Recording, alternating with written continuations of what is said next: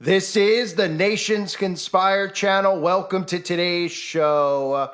Another story has come out in regards to the Neuralink trials that are underway. And the whole purpose of them putting these stories out there is to use it as a tool of propaganda, to convince people that this technology is needed, that this technology is saving lives, which again is why they've started by showing you people who are blind, people who have ALS, and making you feel like this is an advancement and an achievement in modern science. But the propaganda piece I'm going to play for you, which is a few minutes long, you have to see for yourself. Because if you're paying attention, you know where this is going. So the person that they interview, the person who's suffering from ALS, of course, they want you to feel emotionally bad for him. They want you to feel like, wow, this guy's life has turned around because of the Neuralink. But of course, they're beginning to mix in Christian propaganda, beginning to talk about how God has led him to this, that God has chosen him to be a spokesperson for this type of technology, that this is divine intervention in a sense, that God came to him and he was led by the Holy Spirit to put the Neuralink inside of his body. And I'll start by showing you a couple of things here. Elon Musk reposted that the Neuralink is a blessing for humanity. Just imagine a world where someone born blind can see for the first time. And of course, the Neuralink logo is right inside of that heart symbol. As part of this deception, right? The heart symbol is representative of Baal. The word for heart in the Babylonian language was Baal. That's why you always see celebrities hold up the heart symbol. Elon Musk tweeted this out. Talk to the first Neuralink recipient with ALS. And this man's name is Bradford Smith. And there's a lot of suspicious things in this video clip that I'm going to play for you that should make you ask questions. Is it even valid? Is it even a real story? Because we know that the news is there to manipulate you. As insane as it sounds, I mean, why wouldn't they take somebody who might not really be sick and make you think that he's sick, and then, of course, have him tell you about how he's a follower and a disciple of Jesus Christ, like it says right on his profile page, but it also says ALS cyborg. So we're talking about human cyborgs, proudly, who are also claiming to be disciples of Christ. You'll see some images in this clip of him somehow rubbing shoulders with Snoop Dogg, which should make you very suspicious, right? You can see them both holding up what looks like a mirrored C symbol, and everybody out there should know that CC is 33 in numerology. So we should take this story with a grain of salt. But before I play for you that clip, people ask me all the time to play for them this clip of Elon Musk where he's talking about how the Neuralink could be something that's injected into your veins. They don't openly discuss this yet because they don't want people to get suspicious about how they were just begging people, bribing people, offering them free lap dances and Arby's gift certificates to put something inside of their body that would not make them immune or cured from a supposed disease known as the flu. And in this clip, I always have trouble keeping this clip up on certain platforms because they constantly copyright this clip. So I'm going to try to chop it up real quickly for you, where Elon Musk is talking about how eventually the Neuralink isn't going to be something where you have to have your head cut open and have this device installed in your skull, that it could go right into your veins. Listen. So it'd be some sort of direct cortical interface. Called it a neural lace. Neural lace. It's totally not Google Glass, right? No, I'm talking about something but it's like you wear it? Or no, I mean, it would be some sort of interface directly with your cortical neurons, particularly. You could go through the veins and arteries because that provides a complete roadway to all of your neurons. So some kind of surgery, right? Yes, but you could insert something. It doesn't involve. It doesn't involve like chopping your skull off or anything like that. But doesn't that imply surgical insertion? Not necessarily. You could go through the veins and arteries. And that's important to note because the story I'm going to play for you here, they talk about the brain chip. They show you the brain chip. They say it's the size of about 5 quarters stacked together. So it looks a little bit large. We know that people are going to say, well, that's a little bit of a scary thought. Because at first, they just want you to get used to this technology. They want you to accept this technology as being a marvel in the modern medicine field that people's lives could be changed. Of course, people will get mad at someone like me who's talking about this technology being dangerous, this technology potentially being the mark of the beast, because remember, the brain-computer interface, which is what you're about to see here, is the future. Elon Musk has openly said that this is what the future looks like, that people aren't going to be using cell phones anymore. They're going to be using Neuralinks, right? And he said a couple of months ago, if all goes well, there will be hundreds of people with Neuralinks within a few years, maybe tens of thousands within 5, millions within 10. So is he talking about people with ALS? No, he's talking about regular people who are going to have Neuralinks implanted in them, injected into them, and that's going to be the new phone, the brain-computer interface, where this technology is permanently embedded in you. And that's when we start hearing them talk about super artificial intelligence, the mixing of man and machine. And as you'll hear in this clip, this guy is openly talking about how he miraculously has been saved thanks to this technology. It's all propaganda, but pay attention to how they start tying in. They're teaching you the interface and how it works and how he's able to communicate with a computer using telepathy. He's openly talking about telepathy, witchcraft, but then telling you that he's a disciple of Jesus Christ. And if you're paying attention to where this is going, they need to convince Christians out there that this type of technology has nothing to do with the mark of the beast, that this is something we should all accept because this poor guy has ALS. And what people should be saying is, why are we seeing more and more people get diseases like ALS and get diseases like Parkinson's, right? Nobody asks those questions. Nobody says, well, why can't people have babies anymore? Well, since the cell phone came out and people are walking around with phones in their pockets, their sperm count suddenly goes down because of the radiation exposure. And of course, we have all these towers around us now, which are affecting people's minds, giving people all sorts of diseases like ALS. And of course, let's not forget the aluminum and barium that they're dumping on us every day from the sky and shoving inside of all of our food. So those are the things people should be asking is, why do these diseases continue to grow? But they don't. Instead, they see stuff like this and they go, well, this is great. This is what we need. This is the type of science and tech that we could all use. And Elon Musk is a follower of God too, and he's doing God's work here on earth. But of course, we know this is far from God's work. This is sorcery, this is witchcraft, and this is changing what it means to be an actual human being. Look. Hi, I am Brad Smith. I'm the third person in the world to receive the Neuralink brain implant. I'm also the first person with ALS and the first nonverbal, which means that I rely on it for all communication. I am making this video using the brain-computer interface to control the mouse on my MacBook Pro. This is the first video edited with the Neuralink, and maybe the first edited with a BCI. This is my old voice narrating this video, cloned by AI from recordings before I lost my voice. I want to explain how Neuralink has impacted my life and give you an overview of how it works. I have ALS, a really weird disease that kills the motor neurons that control my muscles, but not affecting my mind.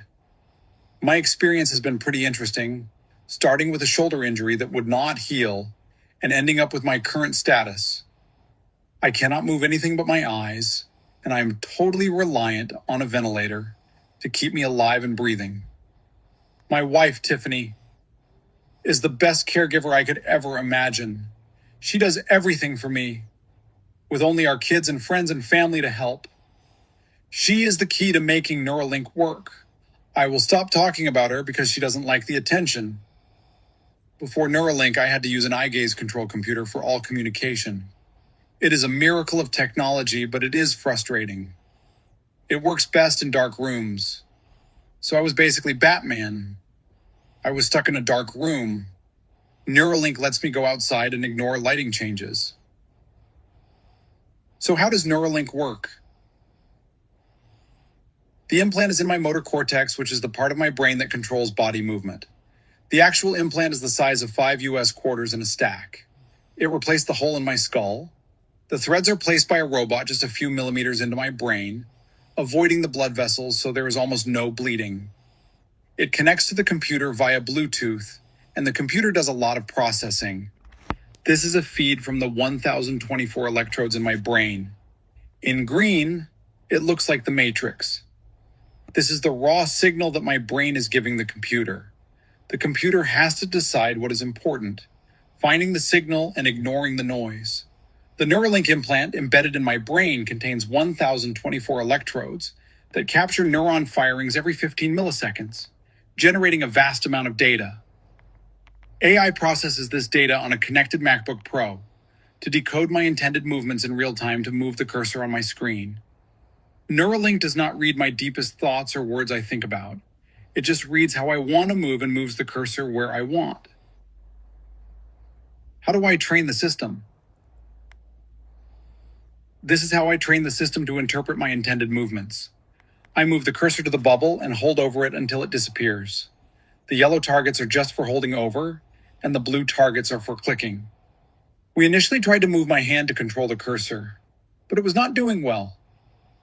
After a lot of research and mapping how body movements match the signals from my brain, Neuralink engineers found that my tongue was the best for moving the cursor, and clenching my jaw was best for clicking. So I trained the system with my tongue, and it works much better. I am not actively thinking about my tongue, just like you don't think about your wrist when you move a mouse. I have done a lot of cursor movements in my life. I think my brain has switched over to subconscious control quickly, so I just think about moving the cursor.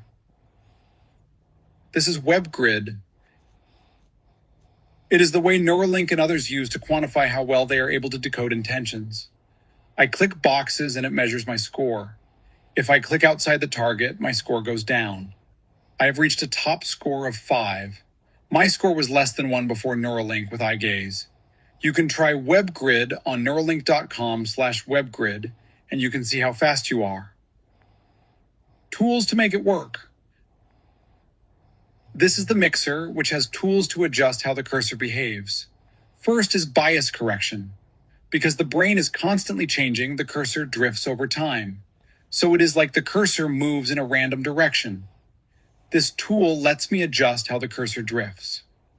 This is a great reason why Neuralink is doing human trials, because the monkeys cannot explain how the cursor drifts. Monkeys just give up when bias gets difficult and want snacks. They are like my children in that way. This is the speed control. It changes the speed that the cursor moves around. Speed also changes across different models and over time. Able-bodied people can adjust the mouse speed dynamically, and I can do that a bit. But the speed control sets the baseline speed for the cursor. I adjust it often. These are friction and smoothing that are more advanced settings that refine cursor movements. They might change as Neuralink develops the system. The last thing is the click stiffness, which adjusts how hard it is to click. Keyboard and parking spot. This is the virtual keyboard developed by Neuralink. I can't move or speak, so I rely on the keyboard for everything. It gives word suggestions for the situation, and it pushes apps out of the way. I do a lot of different things with keyboard shortcuts. So I created a keypad using the Mac Accessibility Keyboard to make some keystrokes easy to use. Things like select all, copy, paste, undo, and ways to navigate the page are all really useful, and I can use the toolbar and some shortcuts. The other feature I asked for is the parking spot. Sometimes you just want to park the cursor and watch a video. The first 2 participants could use voice commands to pause the cursor. I could not do that, so I asked for a way to park it, so it would only come out when I want it to. I can go to the bottom right, and the cursor jumps into the circle. When I want to get out, I have to hit the dots in a specific order, and it jumps out. When it is in the parking spot, I can watch a show or take a nap without worrying about the cursor. I heard that the other 2 people love this feature. The chat app and communication. The hardest thing about ALS is thinking much faster than I can type. We have created a chat app that uses AI to listen to the conversation and gives me options to say in response. It uses Grok 3 and an AI clone of my old voice to generate options for me to say. It is not perfect, but it keeps me in the conversation and it comes up with some great ideas. My friend asked me for ideas for his girlfriend who loves horses. I chose the option that told him in my voice to get her a bouquet of carrots. What a creative and funny idea. We are also working on a faster way to type with the cursor. The standard keyboard is designed for 2 hands to alternate sides. We found a keyboard designed for a single finger or mouse. But I know the standard keyboard really well. Is it faster to start over and learn a new keyboard? I used Grok AI to make this app to train me on the new keyboard. I don't know how to code, but Grok walked me through it and wrote the code, so I'm really impressed. What does it mean for me? Neuralink has given me freedom, hope, and faster communication. Overall, the whole Neuralink experience has been fantastic. It has improved my life so much. I am so happy to be involved in something big that will help many people. I have enjoyed working hard with interesting people on important questions. I am still trying to get faster at communication. I have spent the past few years with ideas and thoughts that I cannot share because it takes too much time to type it out. I can already communicate faster and in more ways than I could before, and we are still working on ways to get even faster. Like Noland, the first Neuralink recipient, I believe that God has put me in this position to serve others. I have not always understood why God afflicted me with ALS, but with time I am learning to trust his plan for me. I'm a better man because of ALS. I'm a better disciple of Jesus Christ because of ALS. I'm closer to my amazing wife, literally and figuratively because of ALS. I get to work with the brilliant people at Neuralink and do really interesting work, all because of ALS, and because we listened when the Holy Spirit told us to move to Arizona, where Neuralink ended up opening their first site. Don't get me wrong, ALS still really sucks. But I am talking about the big picture. That is what I have learned. God loves me and my family. He has answered our prayers in unexpected ways. He has blessed my kids and our family. So I am learning to trust that God knows what he is doing. The big picture is, I am happy. Tiffany is the greatest person I have ever known, and I get to spend eternity with her. My kids are doing well, especially under the circumstances. And I can control the computer with telepathy. Life is good. So obviously we've seen some of the interviews and stuff before where the test subjects here with the Neuralink, they do interviews with them, they show them playing chess and doing stuff. This is the first of its kind because this guy's actually narrating this story using artificial intelligence, right? And he's also taking you along this journey so you can feel the sympathy for him while he's teaching you how the interface works, talking about and showing you pictures of him with his children, talking about God, right? Bringing in Jesus Christ, talking about how he's not a perfect Christian, but he's striving to be a perfect Christian, all while teaching you about this wicked technology going inside of people's bodies. This is the deception we're going to see going forward. You're not going to hear many people talk about the mark of the beast, but remember some of the comparisons I've made with being able to buy and sell.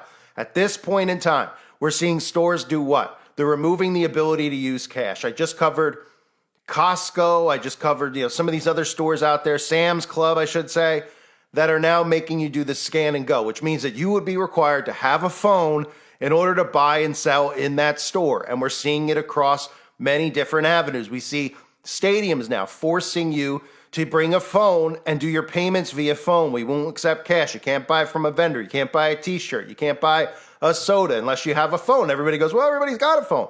But at the same time that they're forcing you to use your phone to be able to buy and sell, they're telling you that the phone is on its way out the door and it's going to be obsolete. So what, are people going to go into stadiums and just get stuff for free because they're not going to have phones anymore? No, because this is going to be something implanted inside the body, and you'll only be able to buy or sell in the future if you have this technology like the Neuralink and the brain-computer interface embedded inside of you. And they won't tell you stuff like that. So you're going to see more and more propaganda out there that ties in God, Jesus Christ, to this technology, saying that it's a modern day miracle, right? Playing on your heartstrings. A poor guy who was perfectly healthy somehow knew Snoop Dogg and took a picture with him doing a 33, right?